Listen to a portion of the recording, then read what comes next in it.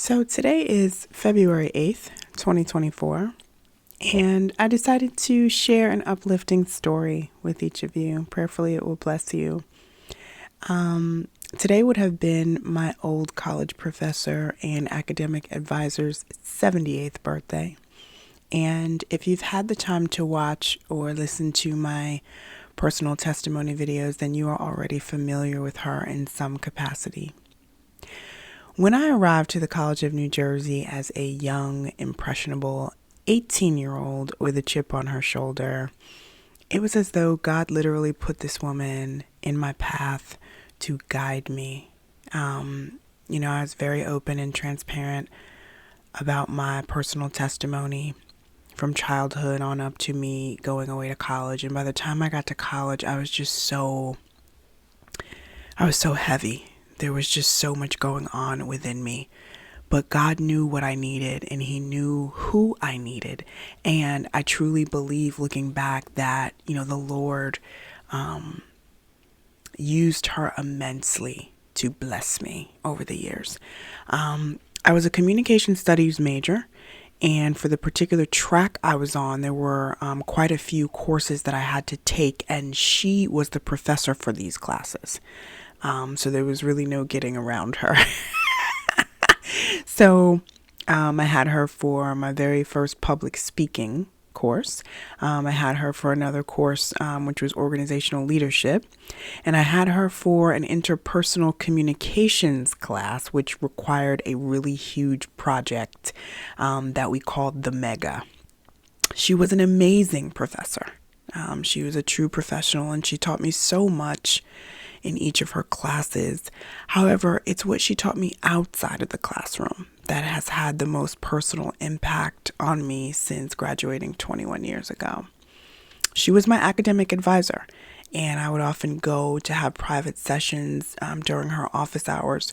We'd talk about my classes and my scholastic goals, of course, but I noticed that there was a lot of time spent with me feeling comfortable enough to open up to her about my personal life.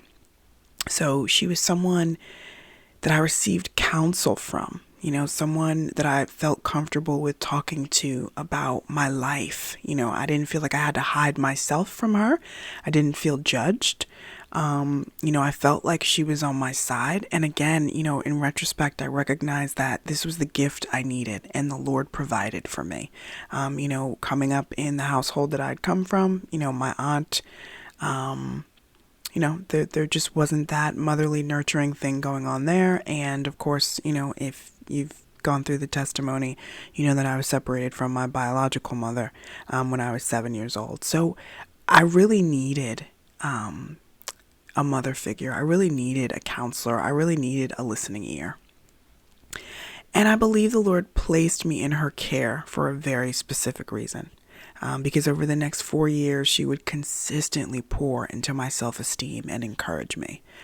Interestingly enough, her personality wasn't all, for lack of better terminology, lovey-dovey on campus. She was actually very stern and quite serious often. In fact, she was very tough in the classroom, a very tough grader. But outside of the classroom, she was most definitely almost like a mother figure. The mother I never really had to speak life into me while I was growing up and coming into my own. And she spoke to me at great length about the importance of having confidence in myself, the importance of understanding that my past did not have to dictate my future. She would always tell me that I could do, be, and have anything I wanted if I was willing to get out of my own way, get the chip off my shoulder, and put in the hard work. There were many times that she would invite me and a few other chosen students to her home for dinner to just unwind, connect, and have girl talk. She actually owned a home that was pretty nearby the campus. She wasn't far from campus at all. She had a wealth of information to share with us, and she never hesitated to do so. She wasn't a gatekeeper. Whatever knowledge she could impart, she was willing to do that. We definitely had some good laughs. She was a beautiful mentor. One day in class, she handed me back one of my papers, and there was a big, fat, red C- on the top of my paper. And I was not feeling that at all. So I set up some time to go visit her during office hours to discuss this whack grade. Okay. So I sit down in the chair. She's sitting down at her desk and she's like, "What brings you in, Dorothy?" And I said, "This. What is this, Dr. Sims? You gave me a C minus on my paper. Why did you give me a C minus?" And she looks up and she calmly says, "Because you wrote me a C minus paper. You want an A? Write an A paper, Dorothy." In a nutshell, she was letting me know point blank, just because we're cool off campus, just because you eat at my dinner table, just because we laugh hysterically during girl talk, doesn't mean you're getting any favors from me. If you give me average work, you will be receiving average grades. Like, don't roll up to my class thinking that you're just going to slide me any old thing and I'm just going to give you an A because I like you. And I understood in that moment that personal relationships with people don't always equate to a leg up or some type of favoritism, right? And as a result, excellence should always be the goal. No slacking off, no looking for favors, no doing the bare minimum and just expecting to succeed in life because people like me or because I'm connected to someone who has, pull. So to be candid with you, that carried me everywhere I went from that day forward. It was a lesson well taught, and to this day, I am truly grateful for it. I do not move as though the world owes me anything, and I'm grateful, that she taught me that very early.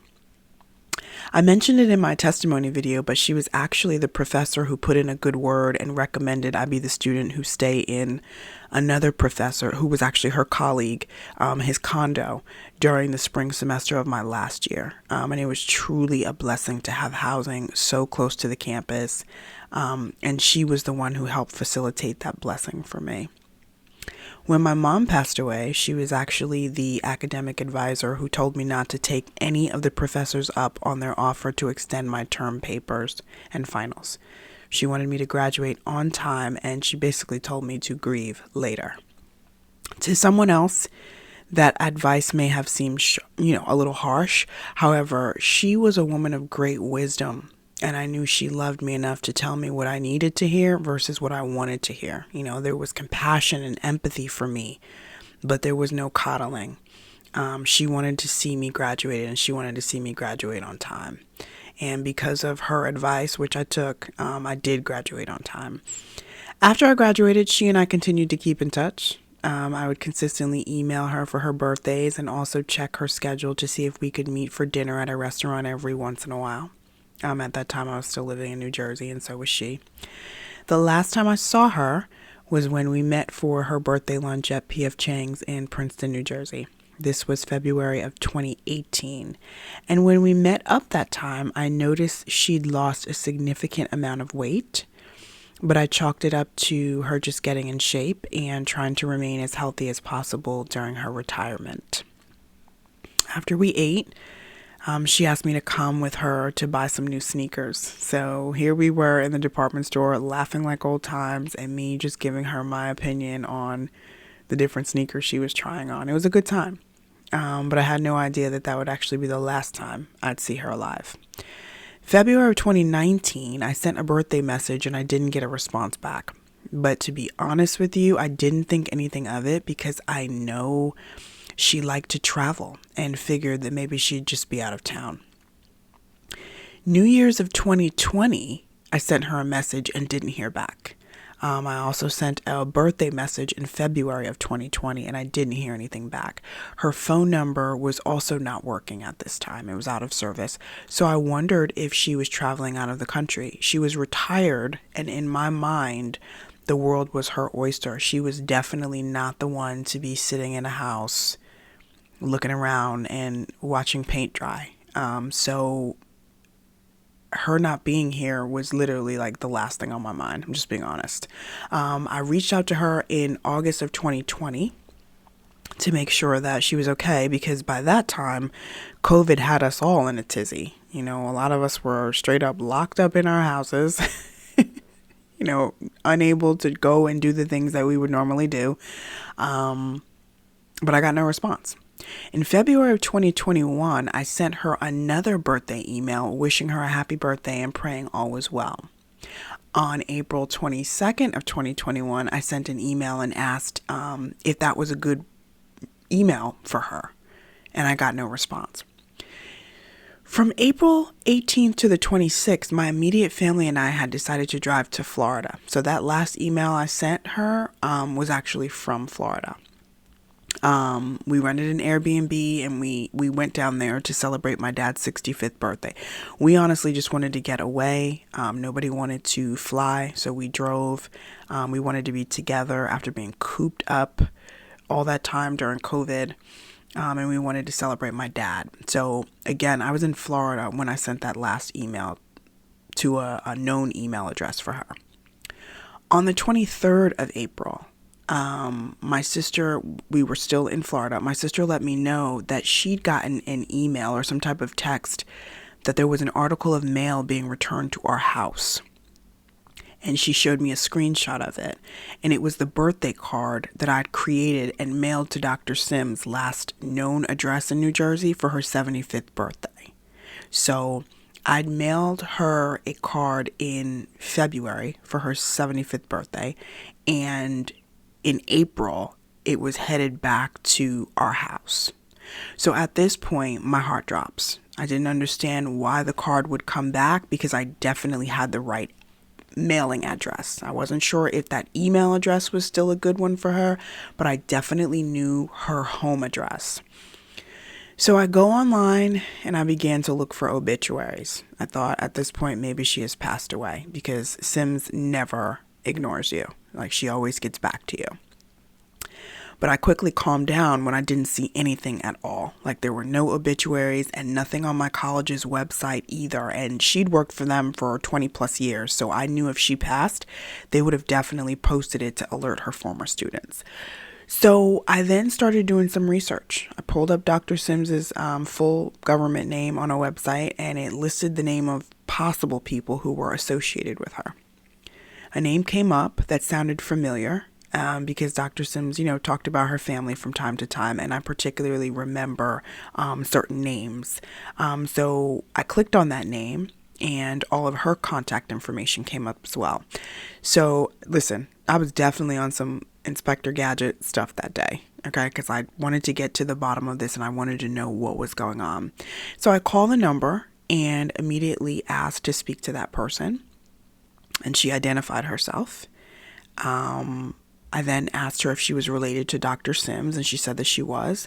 And I then told her that I was a former student of Dr. Sims, and I had been trying to reach her for quite some time, but had been unsuccessful. And that is when her niece told me that she passed away of cancer in December of 2019, which would explain why so many of my calls and emails had gone unanswered. Her niece told me that she died peacefully, but didn't tell the family how sick she actually was. She told me that her cancer had come back and was very aggressive. She also told me that my professor had been cremated as she wished, and there was no burial site. And she told me that due to COVID, they were doing a lot of legal things from afar, which may explain why the card came back, because that was no longer her home. So this niece also explained to me that my reaching out to her was very timely because my professor's sorority would be doing a memorial service for her on May 15th of that year. Now, I gotta be honest with you. I really couldn't understand why a memorial service would be in May of 2021 when she passed in December of 2019, but I was beyond grateful to be invited by her niece to join via Zoom. So basically the memorial was all taking place via Zoom. All the people invited had kind of like a number to call in and a code to get in. After getting permission from her, I also reached out to 2 other students of Dr. Sims who I was sure didn't know of her passing, but would want to know. And I shared with them the information about the memorial service. So after I got off the phone, I gotta be honest with you, I just had an absolute meltdown. I thought back to the last time I saw her and just how much smaller she looked. I thought back to the fact that I'd already resigned from my corporate position and could have been more of a help to her had I known. I thought of how awful it was that I didn't know for so long. Was I so wrapped up in my own world that I normalized not hearing back from her over such a long span of time? It was just a lot to process. But I refused to bottle up my grief. I just allowed my tears to flow because I just didn't know what else to do. It was a tough time. On May 15th, I logged onto the Zoom memorial and listened as her sorority sisters, her family, and friends spoke so highly of her. She was so loved and so respected. At some point, her niece opened up the memorial to give me and the two other students some time to speak about what Dr. Sims meant to us. And y'all, I did the best I could in the moment, but at some point, the tears just started flowing again, and I tried so hard to keep it together. But in that moment, I also gave myself some grace. I asked that they would forgive me for the emotion, but that they would also keep in mind that some of us were literally just finding out about her passing. From the testimonies and the pictures, her family, close friends, and sorority sisters were all very aware of her illness and ultimate passing. Me and the two other students were late to the party, so our grief was more fresh, if that makes any sense.